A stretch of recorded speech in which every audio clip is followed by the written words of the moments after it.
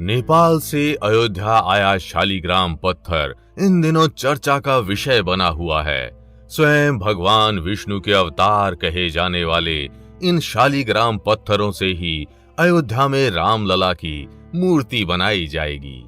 न सिर्फ राम जी की बल्कि माता सीता की मूर्ति भी इन्हीं पवित्र शालिग्राम पत्थरों से बनेगी। हिंदू धर्म में जिस प्रकार शिवलिंग को शिव जी का रूप माना जाता है, ठीक उसी प्रकार शालिग्राम को भगवान विष्णु का स्वरूप माना जाता है। ऐसा माना जाता है कि शालिग्राम पत्थर में साक्षात भगवान विष्णु वास करते हैं। इसलिए आज भी इन पत्थरों में शंख, चक्र और गदा के निशान उकेरे हुए मिलते हैं। इसलिए स्वयं भगवान विष्णु रूपी शालिग्राम अयोध्या पहुंचे हैं। लेकिन क्या हुआ तब जब शालिग्राम पहुंचे एक कसाई की दुकान पर? क्या हुआ तब जब उस कसाई ने शालिग्राम पत्थर से तोले मांस के टुकड़े, और तब जब उस कसाई ने शालिग्राम के उस पत्थर को खून और मांस के बीच रखा? भगवान विष्णु के इस चमत्कारी पत्थर की कहानी आपके रोंगटे खड़े कर देगी। तो वीडियो को अंत तक देखिएगा, लेकिन वीडियो शुरू करने से पहले ओम नमो नारायण कमेंट करना बिल्कुल भी मत भूलिएगा। भगवान विष्णु की कृपा आपके घर परिवार पर सदैव बनी रहेगी। वृंदावन की 100% असली श्री भक्तमल तुलसी माला राधा नाम के साथ पाएं कृष्ण संदेश, संपूर्ण भगवत गीता, ग्रहों से लेकर स्वास्थ्य संबंधी समस्याओं के निवारण के लिए आज ही धारण करें। ये कहानी सदना नामक एक ऐसे कसाई की है जो भले ही मांस का काम करता था, लेकिन वो भगवान विष्णु का एक परम भक्त भी था। वो हर समय श्री हरि के नाम का जाप करता रहता था। मांस काटते, तौलते और बेचते समय भी वो भगवान विष्णु को याद किया करता था। एक दिन सदना कसाई किसी काम से बाहर जा रहा था।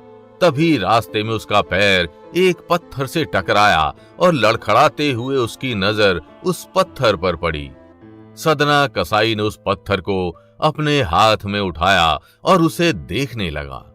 वो पत्थर छोटा, काला और दिखने में बड़ा ही सुंदर था। सदना कसाई ने उस पत्थर को अपनी दुकान में रख लिया और उस पत्थर से मांस तोलने का काम करने लगा। इस प्रकार वो पत्थर हमेशा खून और मांस के बीच में रहने लगा। तभी उस पत्थर ने अपने चमत्कार दिखाने शुरू किए। वो पत्थर उतना ही वजन तोलता जितनी जरूरत होती। धीरे धीरे उस चमत्कारी पत्थर की खबर पूरे नगर में फैल गई और उसे देखने के लिए दूर दराज से लोग आने लगे। लेकिन कहानी में असली मोड़ तब आया जब एक विष्णु भक्त ब्राह्मण को उस पत्थर की खबर लगी। खबर लगते ही वो ब्राह्मण कसाई की दुकान पर पहुंचा और उस पत्थर को देखते ही समझ गया कि वो भगवान विष्णु रूपी शालिग्राम पत्थर है। ब्राह्मण ने सदना कसाई को समझाया कि ये पत्थर कोई मामूली पत्थर नहीं, बल्कि स्वयं भगवान विष्णु रूपी शालिग्राम पत्थर है। अतः इस पत्थर को मांस के टुकड़ों और खून खराबे के बीच में रखना पाप है। इस पवित्र पत्थर से मांस तोलना भगवान का अपमान है। अतः इस पवित्र पत्थर को किसी शुभ स्थान पर रखना चाहिए। ब्राह्मण द्वारा समझाए जाने पर कसाई मान गया और उसने उस पत्थर को ब्राह्मण को दे दिया। ब्राह्मण बड़ी खुशी से उस पत्थर को अपने घर ले आया। एक रात जब ब्राह्मण सो रहा था, तब उसे स्वप्न में भगवान विष्णु के दर्शन हुए। भगवान विष्णु ने उस ब्राह्मण से कहा कि भले ही सदना कसाई शालिग्राम पत्थर को मांस के टुकड़ों के बीच में रखता था, लेकिन उसकी भक्ति सबसे अलग थी। उसने अपने काम को अपने भक्ति के मार्ग में कभी भी बाधक नहीं बनने दिया और हर स्थिति में भगवान को याद किया। इसलिए श्री हरि को सदना कसाई का साथ अच्छा लगता था और वे जानबूझकर उसके पास गए थे। ये स्वप्न देखने के बाद ब्राह्मण को भक्ति का सही अर्थ समझ आया और उसने उस शालीग्राम पत्थर को सदना कसाई को वापस कर दिया। अपने भगवान को पुनः पाकर सदना कसाई बहुत खुश हुआ। इस कहानी का स्पष्ट अभिप्राय ये है कि अगर भक्त का भाव सही हो तो भगवान हर भूल माफ कर देते हैं।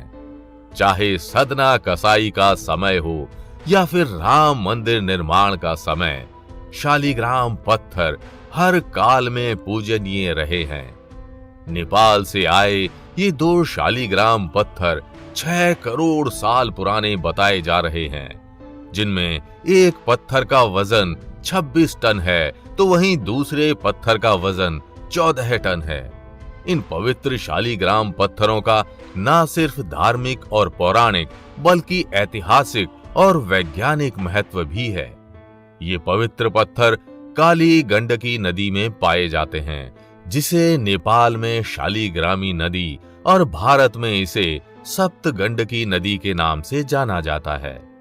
हिंदू धर्म ग्रंथों में इसे नारायणी और सदा नीरा नदी के नाम से वर्णित किया गया है। हिमालय से निकलकर नेपाल से बहती हुई ये नदी बिहार और उत्तर प्रदेश में प्रवेश कर जाती है। इसी नदी के गर्भगृह में पवित्र शालीग्राम पत्थर पाए जाते हैं, जिन्हें साक्षात भगवान विष्णु का स्वरूप माना जाता है। जिस प्रकार भगवान शिव का विग्रह या निरंकार स्वरूप शिवलिंग को माना जाता है, ठीक उसी प्रकार शालीग्राम को भगवान विष्णु का विग्रह रूप माना जाता है। शिव पुराण के अनुसार भगवान विष्णु ने गंडकी नदी में खुद का वास बताया है और अगर आज के समय में भी आप इन शालीग्राम पत्थरों को देखें तो इन पर श्री हरि के चक्र और गदा के निशान साफ देखे जा सकते हैं। एक लंबे संघर्ष के बाद अयोध्या में बन रहे श्री राम मंदिर में राम लला यानी राम जी के बाल स्वरूप का निर्माण इन्हीं शालीग्राम पत्थरों से होगा। यानी भगवान विष्णु के एक अवतार का स्वरूप दूसरे अवतार से बनेगा। ये पत्थर मूल रूप से नेपाल से मंगवाए गए हैं। नेपाल के म्याग्दी जिले के बेनी गांव से पूरे विधि विधान और हजारों लोगों की श्रद्धा के बीच बीते दिनों इन पत्थरों को अयोध्या ले जाया गया। नेपाल में पहले जियोलॉजिकल और आर्कियोलॉजिकल विशेषज्ञों की देखरेख में इन पत्थरों को तराशा गया। बाद में शास्त्र सम्मत इन पत्थरों की क्षमा पूजा की गई। फिर इन्हें बड़े ट्रक में लादकर पूरे राजकीय सम्मान के साथ अयोध्या भेजा गया। जहां जहां से ये शिला यात्रा गुजर रही थी, वहां पूरे रास्ते भर भक्तजन और श्रद्धालुओं के द्वारा इसका दर्शन और पूजन किया जा रहा था। लोग इन पत्थरों को छूने और दर्शन करने को बेचैन थे तथा इन पत्थरों को देख भाव विभोर होते जा रहे थे। तो क्या आप शालीग्राम पत्थर की इस महिमा से परिचित थे? हमें कमेंट करके जरूर बताइएगा। और अगर वीडियो अच्छी लगी हो तो इसे लाइक व शेयर कर चैनल को सब्सक्राइब करना बिल्कुल भी मत भूलिएगा।